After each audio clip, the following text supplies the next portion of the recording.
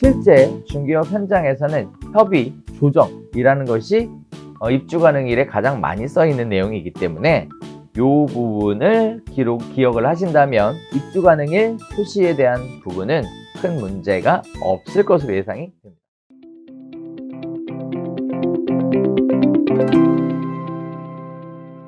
자, 이번에는 중개대상물을 표시 광고할 때 반드시 명시해야 되는 조건들이 있었죠. 항목들이 있었습니다. 자, 이 부분에 대한 질문들도 쏟아져 들어와 있는데 한번 같이 보도록 하겠습니다. 자, 28번째 질문인데요. 자, 중개대상물 소재지 기재 시 읍면동 리까지 표시할 수 있다는 규정의 정확한 의미가 뭐냐라는 건데요. 자, 중개대상물의 소재지는 원칙적으로 대장에 기재된 소재지인 지번까지 표시하셔야 합니다. 다만 읍면동 리까지 포괄적으로 표시하는 것이 허용되는 것으로 정확히 말하면 리 또는 동까지 표시하셔야 됩니다. 리 또는 동까지 표시하셔야 해요.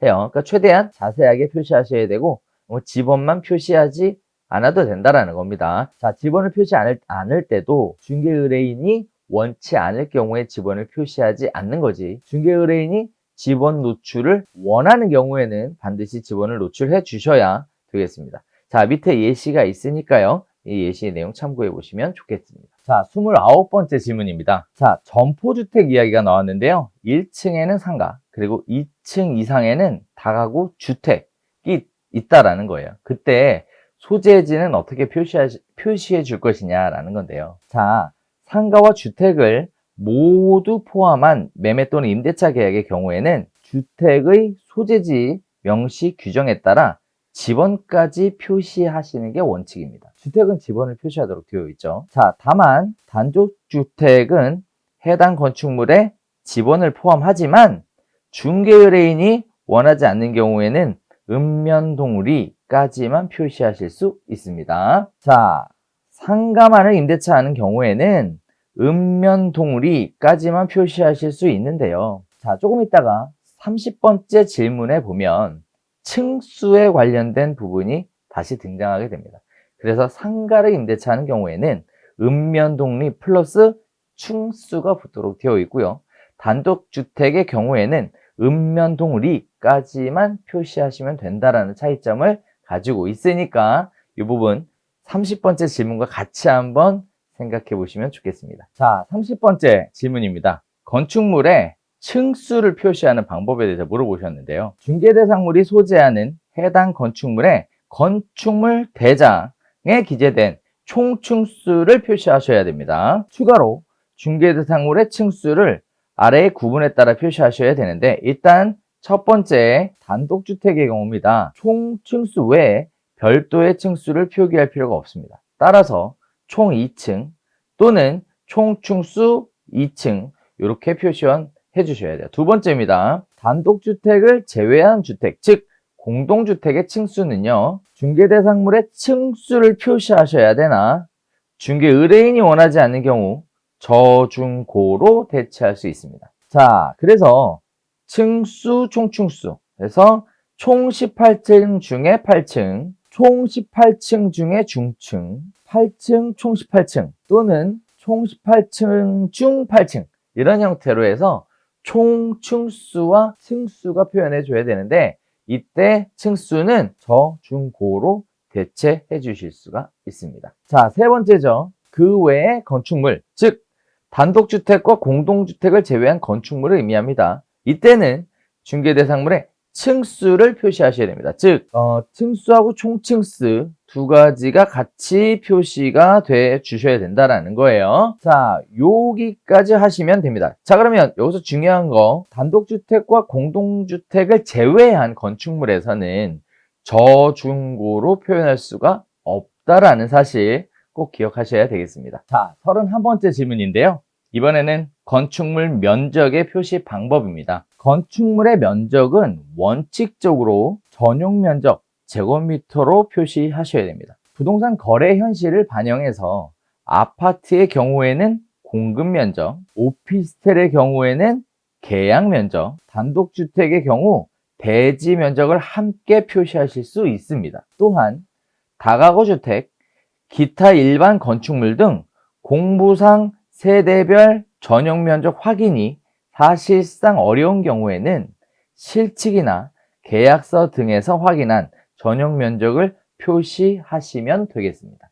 면적은 공급 면적, 계약 면적, 그리고 단독주택은 대지 면적 같은 내용을 함께 표시해 주셔야 한다라는 거고요. 자, 그리고 또 이러한 부분들을 공부해서 확인할 수 없다면 실측이나 계약서 등에서 확인한 정보를 입력하셔도 된다라는 거예요. 그래서 전용 면적 몇 제곱미터, 공급 면적 몇 제곱미터라는 형태로 표현을 해 주셔야 한다라는 점 기억하시고 가셔야 되겠습니다. 자, 면적에 관련된 부분입니다. 자, 32번째 질문입니다. 임차 보증금 및 차임에 관련된 내용인데요. 단일 가격을 표시하시면 되고요. 또 정률제의 경우에는 단일 비율을 표시하시면 됩니다. 자, 그래서 예를 한번 보면 더 쉽게 이해가 되실 텐데요. 보증금 500만 원, 차임 40만 원 이렇게 하셔도 되고, 보증금 500만 원, 총 매출액의 10% 매월 이런 형태로 표현을 해 주셔도 되겠습니다. 자, 여기서 총 매출액의 10% 매월, 이게 단일 비율을 의미한다라는 점 아시겠죠? 33번째 질문입니다. 자, 분양권 중개를 할 때 프리미엄은 별도로 표시하는 것이 가능한지에 대한 건데요. 자, 이 부분도 굉장히 좀 까다롭습니다. 잘 한번 볼게요. 분양권 중개는 매매에 해당하며, 매매 가격은 중개가 완성되기 전 거래 예정 금액을 단일 가격으로 표시하셔야 됩니다. 자, 분양가에 양도차액 프리미엄을 붙여서 중개하는 경우에는 양도차액 프리미엄을 포함한 단일 가격으로, 확장비도 포함되는 경우에는 확장비도 포함한 최종 가격을 단일 가격으로 표시해 주셔야 되겠습니다. 따라서 분양가 3억 5천, P 3천, 확장비 별도 이렇게 가면 안 되겠고요. 매매 4억, 분양가 3억 5천, 프리미엄 3천, 확장비 2천 이렇게 각각의 항목을 다 기재해 주고, 이 각각의 항목의 가격의 합계액이 최종 가격으로 단일 가격이 표시되어야 한다는 점이에요. 자, 그래서 이 부분도 헷갈리지 않도록 잘 챙겨보셔야 되겠습니다. 자, 34번째인데요. 건축물 전체를 거래하는 것이 아니라 특정 층을 매물로 나왔을 때 그때는 용도를 어떻게 표시해야 되겠느냐라는 겁니다. 자, 매물로 나온 해당 층의 용도를 건축물 대장을 통해서 확인하여 표시하셔야 되겠습니다. 자, 예를 들어 볼게요. 주 용도가 1층 근린생활시설인 건축물의 일부 층을 업무시설로 매물 등록하는 경우에는 업무시설로 표시하셔야 되겠습니다. 35번째 질문인데, 미등기 건물에 관련된 질문을 좀 모아봤습니다. 자, 미등기 건물인데요. 등기가 없는 상태에서는 중개대상물의 종류를 어떻게 표시해야 될까요? 자, 건축물의 중개대상물 종류는 건축법에 따른 건축물의 용도를 구분하여 표시하되, 미등기 건물의 경우에는 미등기 건물로 표시하시면 되겠습니다. 자, 그런데요, 미등기 건물 중 관계 법령에 따라 건축 허가나 신고 등을 하였거나 등기가 완료되지 않은 건축물인 경우에는 신청서에 기재된 용도를 병기하여 표기해 주실 수가 있습니다. 자, 그래서 이렇게 하라는 거예요. 미등기 건물이라고 쓰고 관련된 부분에 대해 신고된 내용을 같이 적어주라는 얘기예요. 그래서 미등기 건물, 단독주택 이렇게 적어주라는 이야기입니다. 자, 미등기 건물의 총 층수에 관련된 부분인데요. 자, 건축물의 총 층수는 원칙적으로 건축물 대장에 기재된 총 층수를 표시하셔야 합니다. 건축물 대장에 기재된 총 층수를 표시하셔야 됩니다. 다만 일부 미등기 건물은 건축물 대장이 존재하지 않죠. 그래서 실측에 의한 총 층수를 표시할 수 있습니다. 자, 뭐 할 때요? 대장이 존재하지 않는 경우에는 실측으로 총층수를 표현해 줄 수 있다라는 거예요. 자, 그러니까 미등기 건물은 미등기 건물이라고 일단 쓰는 게 중요하고, 그죠? 미등기 건물의 총층수를 표현할 때는 일단 대장이나 허가를 받은 내용이 있으면 관련된 내용을 기록을 해주되 그런 부분들조차 아무것도 없다, 확인할 방법이 없다라고 하면 실칙에 의한 총층수를 기재해 주셔도 된다라는 얘기입니다. 자, 37번째입니다. 입주 가능일을 어떻게 표시하셔야 되느냐라는 건데요. 자, 이건 또 볼게요. 이것도 지금 굉장히 뜨거운 얘기들입니다. 중개대상물의 입주 가능일에 따라 거래 당사자는 대출, 이사 등 거래에 필요한 사전 준비를 진행하게 되므로 당해 표시 광고를 보고 거래 여부를 결정하는 거래 상대방에게 실제 입주 가능한 날짜를 정확하게 제공할 필요가 있다라고 보고 있고요. 다만 거래 당사자가 합의에 의해 입주 가능일을 조정할 수 있는 경우에는 세부 날짜를 입주가 가능한 달의 초순, 중순, 하순으로 표시해 줄 수 있습니다. 자, 또한 중개 광고에서 특정 날짜를 표시하였더라도 실제 계약 단계에서 양 당사자는 합의에 따라 입주 가능일을 조정할 수도 있습니다. 즉 광고에 몇 월 며칠이라고 특정 날짜에 입주 가능일이라고 했지만 양 당사자가 합의를 한다면 입주 가능일은 바뀔 수 있다라는 거예요. 자, 그래서 실제 표시 광고에 관련된 부분은 이 예문을 보시면 정확하게 이해가 가능한데요.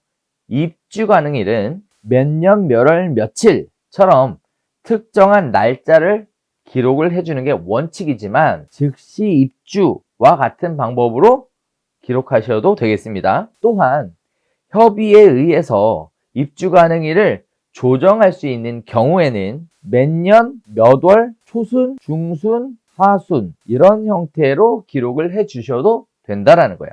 실제 중개업 현장에서는 협의, 조정이라는 것이 입주 가능일에 가장 많이 써 있는 내용이기 때문에 이 부분을 기억을 하신다면 입주 가능일 표시에 대한 부분은 큰 문제가 없을 것으로 예상이 됩니다. 자, 38번째 질문인데요.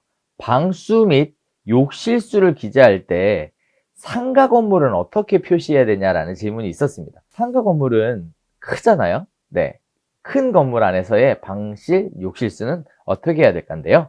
자, 상가 매물 내부에 방 및 욕실이 있는 경우 그 수를 표시해 주셔야 됩니다. 자, 매물 내부에 별도의 방, 욕실이 없으면 매물이 위치한 건물에 공용 화장실만 있는 경우에는 외부에 존재하는 공용 화장실 개수를 기재하면 충분하겠습니다. 자, 예문을 보면 정확하게 이해가 되실 텐데요. A빌딩의 301호입니다. 방시 및 욕실 수인데요. 건물 내 공용 화장실 남녀 각 한 곳 이렇게 기록해 주시면 된다라는 거예요. 반면에 상가 건물 전체를 매매하는 경우에는 상가 건물 전체에 있는 욕실, 화장실 포함수를 기재할 수도 있습니다. 자, 이 부분도 정확하게 이해가 되시겠죠? 자, 관련된 부분을 상대방이 오해하거나 착각하지 않도록 그렇게 적어주면 되는 거니까요. 중개대상물 확인 설명서에도 방향에 대한 기준을 적어주도록 되어 있고요.